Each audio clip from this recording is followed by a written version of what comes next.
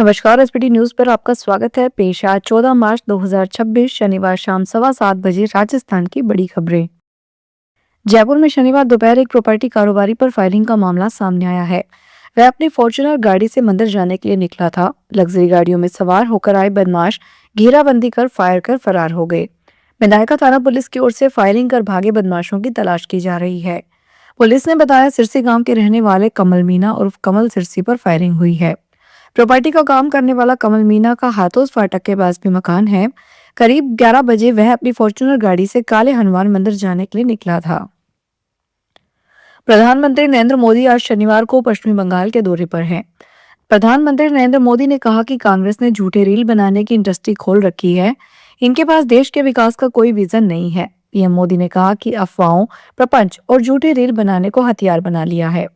दुनिया में जो ताकतें भारत के देश विकास को नहीं बचा पा रही, जिन विदेशी ताकतों को देश की प्रगति रास नहीं आ रही, दुर्भाग्य देखिए कि कांग्रेस उनके हाथ की कठपुतली बनती जा रही है। इसलिए आसाम के हर नागरिक को, हर नौजवान को कांग्रेस से सावधान रहना है। उन्होंने कहा, आजकल दुनिया में चारों तरफ और हमारे तो आस पड़ोस में भी युद्ध के हालात हैं। युद्ध से जो स्थितियां बनी है, हमारी सरकार उससे निपटने के लिए हमारे देश के नागरिकों को कम से कम मुसीबत आए, इसलिए सारे प्रयास कर रही है। मध्य प्रदेश में सिंगरौली जिले के माडा थाना क्षेत्र के बदौरा स्थित अडानी पावर प्लांट में शनिवार सुबह मजदूर की मौत के बाद जमकर हंगामा हो गया। गुस्साए मजदूरों ने प्लांट परिसर में तोड़फोड़ करते हुए आग लगा दी। सामने आई वीडियो में दूर से काले धुएं का बड़ा गुबार नजर आ रहा है।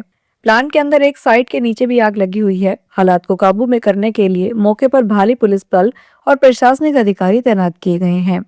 मजदूर की मौत की खबर फैलते ही साथ ही मजदूरों में आक्रोश फैल गया। उन्होंने शव छिपाने का आरोप लगाकर हंगामा शुरू कर दिया। भर्ती परीक्षाओं की तैयारी कर रहे अभ्यर्थियों के लिए महत्वपूर्ण खबर सामने आई है। राजस्थान कर्मचारी चयन बोर्ड के अनुसार आयुष अधिकारी भर्ती परीक्षा का परिणाम 31 मार्च 2026 के आसपास जारी किया जा सकता है। इस परीक्षा में शामिल हुए अभ्यर्थी काफी समय से रिजल्ट का इंतजार कर रहे हैं। वहीं हॉस्टल सुप्रीडेंट भर्ती परीक्षा का परिणाम भी जल्द जारी होने की संभावना है।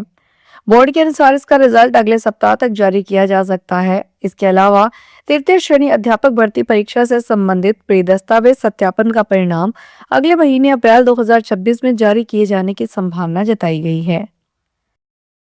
कांग्रेस के पूर्व अध्यक्ष तथा लोकसभा में विपक्ष के नेता राहुल गांधी ने कहा कि सरकार ने किसानों से फसल की लागत के साथ ही 50% और देने का वादा किया था, लेकिन इस दिशा में कोई कदम नहीं उठाया गया है और ऐसा लगता है मोदी सरकार वादे को निभाना नहीं चाहती है। गांधी ने सोशल मीडिया पर शनिवार को लिखा, लोकसभा में मैंने सरकार से सीधा सवाल पूछा था कि 2021 में किसानों से किया गया फसल की लागत के साथ 50% कानूनी न्यूनतम समर्थन मूल्य का वादा अब तक लागू क्यों नहीं हुआ। सरकार ने जवाब देने से बचते हुए सिर्फ अपनी पुरानी एएसपी नीति दोहरा दी। पेट्रोलियम उत्पादों की किल्लत पर केंद्रीय मंत्री गजेंद्र सिंह शेखावत का बयान सामने आया है। उन्होंने कहा कि मैं पूरी जिम्मेदारी से कह सकता हूं कि देश में पेट्रोलियम उत्पादों का कोई संकट नहीं है। मध्य पूर्व में जिस तरह से संघर्ष की स्थिति बनी हुई है, उसकी वजह से सभी देशों के सामने चुनौती आ रही है। पड़ोसी देशों से तुलना करें तो पाकिस्तान में इमरजेंसी जैसे हालात हैं। बांग्लादेश में छुट्टी घोषित कर दी गई है।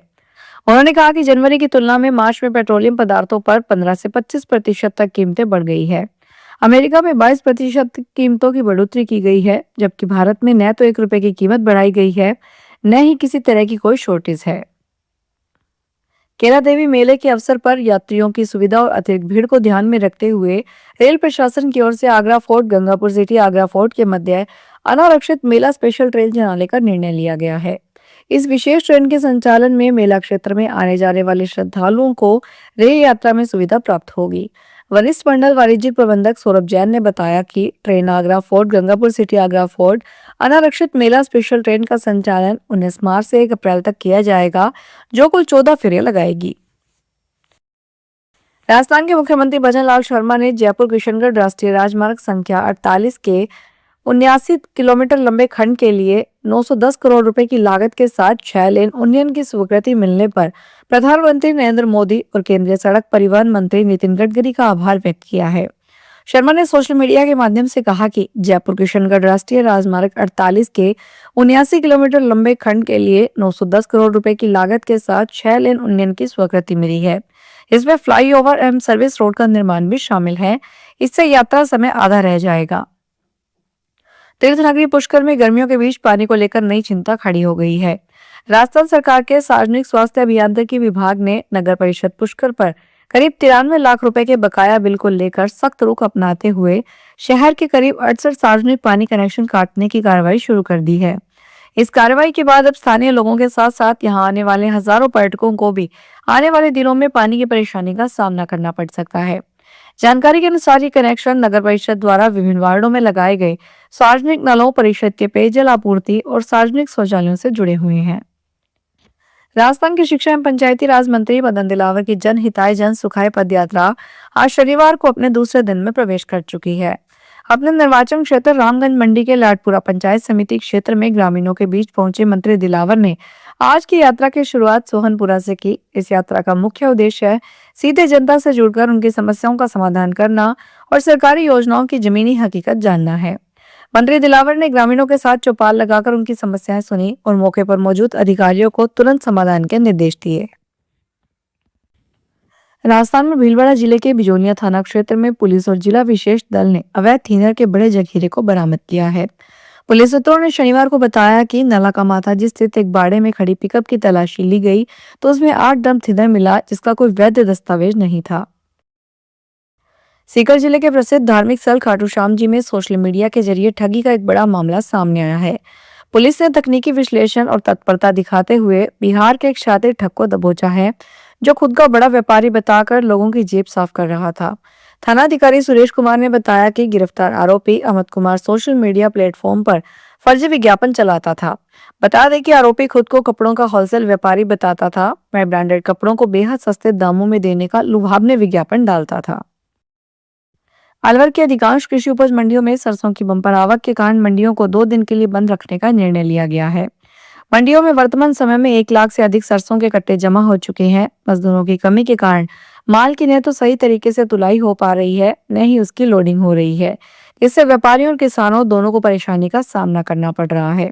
मंडी व्यापारी राम अवतार गुप्ता ने बताया, पिछले साल सीजन के दौरान प्रतिदिन करीब 15 से 20 हजार कट्टे सरसों की आवक होती थी, लेकिन इस बार यह बढ़कर लगभग 35 हजार कट्टे प्रतिदिन तक पहुंच गई है। अचानक बड़ी आवक के चलते मंडी परिसर में पैर रखने की जगह नहीं बची है।